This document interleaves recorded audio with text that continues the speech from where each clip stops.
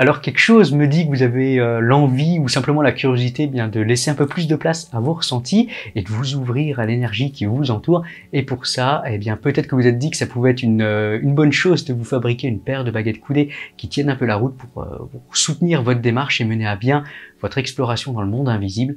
Et bah ça tombe bien parce que c'est justement toute l'intention de cette vidéo où je voulais vous montrer, vous partager comment fabriquer une paire de baguettes coudées de radiesthésie qui soit à la fois efficace et pas cher, qui utilise des matériaux simples et accessibles. Comme ça, eh bien vous pourrez suivre pleinement votre élan et démarrer vos explorations là dans les 5 prochaines minutes. Alors c'est parti, on se retrouve tout de suite côté atelier et je vous montre comment on fait ça. Bienvenue à vous dans l'atelier des baguettes sensitives, je suis Guillaume, le créateur et l'artisan donc des baguettes sensitives et c'est vraiment un projet de cœur qui invite chacun depuis 2017 à pouvoir simplement renouer et reconnecter avec toute la finesse de notre sensitivité et d'arriver à l'exprimer, la révéler grâce à l'outil donc des baguettes coudées. Baguettes que je fabrique d'ailleurs artisanalement avec des produits nobles et dans une dynamique vraiment éco-responsable et éthique. Donc je le fais juste là dans mon atelier en Moselle, près de Metz. Donc voilà, si vous voulez en savoir plus sur ce projet, découvrir peut-être des ressources, des articles, de la formation, pour pouvoir vous ouvrir à vos ressentis avec l'outil des baguettes coudées, eh ben il vous suffit simplement de suivre le lien là qui doit s'afficher quelque part par là. Donc voilà, quand je vous dis en tout cas qu'on va pouvoir fabriquer des baguettes qui sont vraiment efficaces, qui tiennent la route, eh bien faites-moi confiance là-dessus. Pour en avoir conçu en tout cas quelques milliers, j'en connais certains rouages. Bon, évidemment, elles seront peut-être pas aussi ajustées, sensibles et peut-être confortables que les baguettes que je fabrique. Forcément, on parle pas des mêmes choses, mais néanmoins, vous allez voir que les baguettes maison qu'on va fabriquer ensemble, eh bien, seront vraiment déjà pas mal du tout pour pouvoir débuter. D'autant que vraiment la liste des courses à faire est vraiment accessible et simple à mettre en place. Et justement, eh bien, pour construire votre paire de baguettes, il vous suffit de vous munir en fait de 2 stylos à billes de type Bic qu'on retrouve facilement au fond d'un tiroir et également d'une tige de laiton de 3 mm, donc on appelle ça également un rond-plein qui est vendu généralement au mètre, que vous retrouverez donc facilement dans les magasins de bricolage.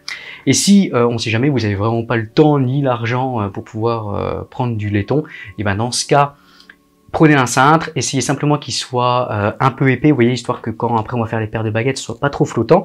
Vous le détricotez, vous le mettez à plat et ça ira aussi.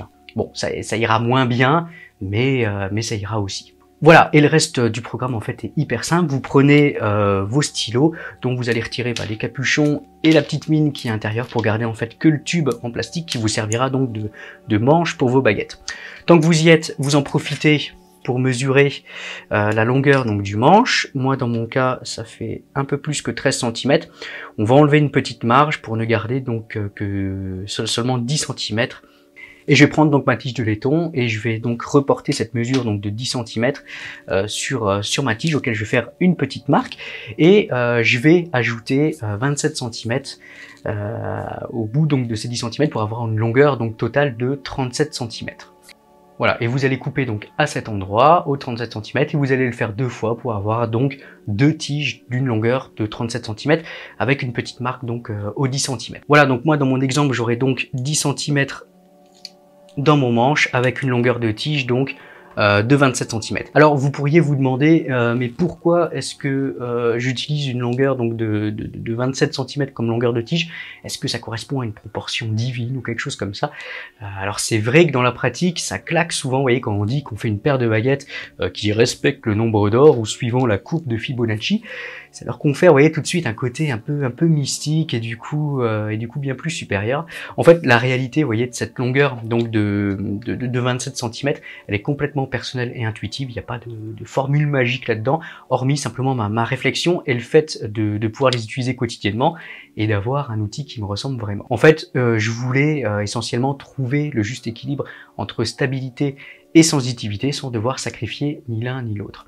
Et il y avait également un souci de confort, car quand je pratique, en fait, je voulais vraiment un comportement qui soit assez naturel et ergonomique, où quand je lève en fait vraiment mes paires de baguettes et que je les utilise, et bien naturellement en fait mon regard se pose sur le bout de mes baguettes, vous voyez, sans devoir forcément forcer le regard au loin si mes tiges sont trop longues ou au contraire avoir l'impression de loucher si celles-ci sont trop courtes.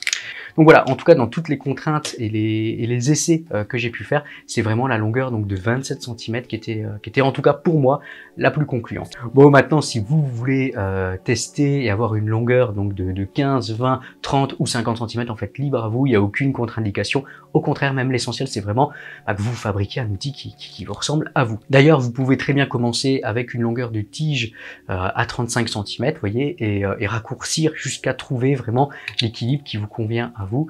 Voilà, mais bon, sachez-le, c'est pas la taille qui compte. Et à partir de là, ce qui me reste à faire, en fait, c'est de cintrer la tige, donc au niveau des 10 cm, donc la petite marque qu'on avait fait. Et comme j'imagine que vous n'avez pas forcément de cintreuse sous la main, on va faire ça à l'ancienne avec les moyens du bord. Voilà, et pour faire ça proprement, l'idéal c'est vraiment de vous placer sur le bord d'un bureau solide, en tout cas, de bien maintenir votre tige et avec une petite planchette ou avec le creux de votre main, et bien simplement de venir cintrer la tige en veillant à bien resserrer votre geste sur le bord du bureau pour avoir une pliure qui soit vraiment bien nette et bien propre. Voilà, il ne nous reste plus qu'à finaliser. On met les tiges dans les manches, hop et hop. Et voilà, nous voilà partis pour aller explorer le monde subtil. Cool. D'ailleurs, je suis assez curieux de savoir ce que ça va donner. Donc, ce que je vais faire, c'est que je vais aller les tester tout de suite et je vais vous dire sincèrement ce que j'en pense.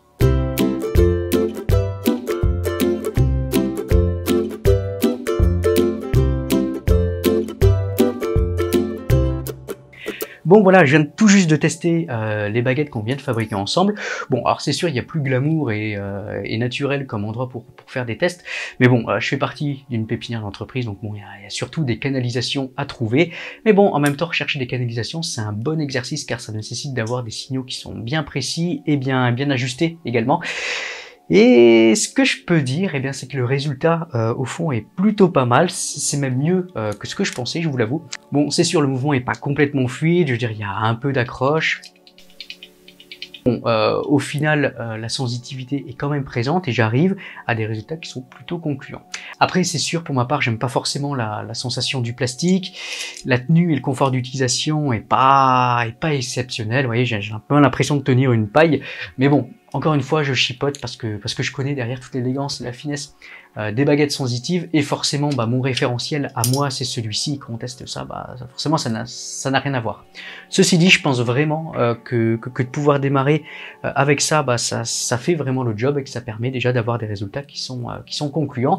Et ensuite, libre à vous après de pouvoir monter en gamme ou quand cela est juste pour vous. Voilà, vous avez désormais votre paire de baguettes coutées made in home. Il vous reste plus qu'à vous lancer et d'expérimenter.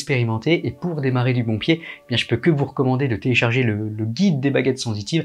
Il est gratuit, il est sympa à lire et en plus de ça, il vous donnera quelques clés pour initier votre pratique dans la bonne direction en ayant vraiment les bonnes infos dès le départ. Donc voilà, téléchargez-le, le lien est juste en dessous dans la description. Surtout, servez-vous. Voilà, j'ai plus qu'à vous souhaiter un bon bricolage, de belles expérimentations et je vous dis à bientôt. Au revoir.